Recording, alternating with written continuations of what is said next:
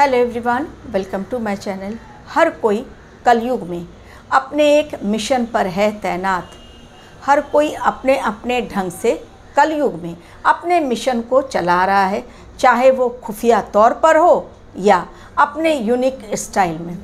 कल्कि देव भी युग परिवर्तन के मिशन को लेकर धरती पर आ चुके हैं, लेकिन उनका मिशन कलयुग के मनुष्यों के मिशन से क्यों है अलग। आज अपने वीडियो में मैं इसी बात की चर्चा करने जा रही हूँ आप लोगों के साथ। कल्कि देव का मिशन एक डिवाइन मिशन है। बहुत मुश्किल है उस मिशन की बातों को समझना। रशिया ने भेजा मून मिशन पर, लेकिन उनका मून मिशन फेल हो गया। यानी जब तक चांद का मिशन उनका कंप्लीट होता, वो आस लगाकर बैठे थे, उसके पहले ही वो मिशन चकनाचूर हो गया। भारतवर्ष वो देश जो लगातार उन्नति की सीढ़ियाँ चढ़ रहा है, लेकिन आज भारतवर्ष के बहुत सारे मनुष्य ऐसे हैं जो अपने ही देश की बुराई के बारे में न सिर्फ सोच रहे हैं, बल्कि अपने कार्यों के द्वारा उस एम को फुलफिल करने के लिए लगातार वो आगे बढ़ रहे हैं। तो कलयुगी मनुष्यों की सोच उनके मिशन के लिए जो होती है, वो सिर्फ द्वंद्व फैलाने के लिए होती है। यानी एक वायलेंस क्रिएट करना, अनस्टेबल सिचुएशन कंडीशन को क्रिएट करना और प्रेजेंट अनसेफ कंडीशन को और अधिक डेंजरस बनाना लोगों के लिए, ताकि लोग घबरा जाएं और जो लोग अपने मिशन के साथ जोड़ना चाहते हैं, ऐसे लोगों को जो कि डर जाते हैं, उन्हें वो अपने मिशन के साथ जोड़कर अपने फॉलोअर्स बढ़ाकर लोगों के सामने एक नया इतिहास रच सकें। लेकिन इस तरह के नेगेटिव इरादे से की गई सोच के फलस्वरूप जो मिशन तैयार होता है, उसमें सक्सेस नहीं मिलती है।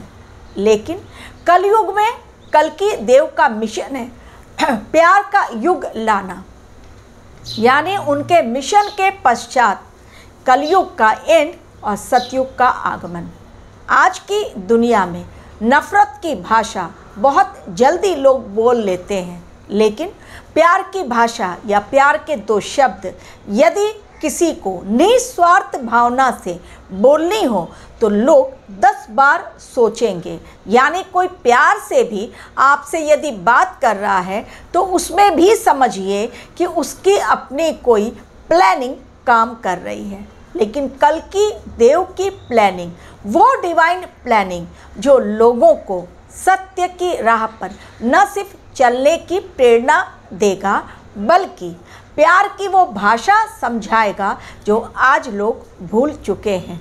इसलिए कल्कि देव का मिशन कलयुगी मनुष्यों के मिशन से कुछ अलग है, कुछ अलग स्टाइल का है, कुछ अलग एम को लेकर है।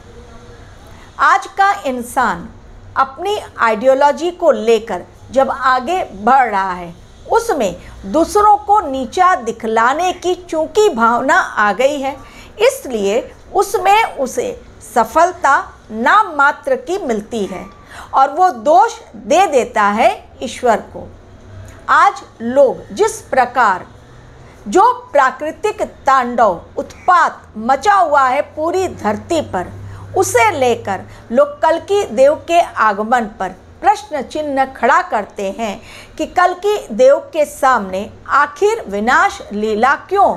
लेकिन भूल जाते हैं कि प्रकृति के साथ खिलवाड़ करने की जिम्मेदारी भी उन्होंने ही अपने कंधों पर उठाई है। जहाँ पर जिस जगह पर रहने चाहिए हज़ारों लोग, वहाँ लाखों लोग यदि बस जाएं, तो प्रकृति के नियमों के साथ यदि इंसान ने खिलवाड़ किया तो भुगतान कौन करेगा। और चूंकि आज अफरा तफरी का माहौल है, हर कोई दूसरों को ब्लेम देकर अपनी जिम्मेदारी से पल्ला झाड़ लेता है।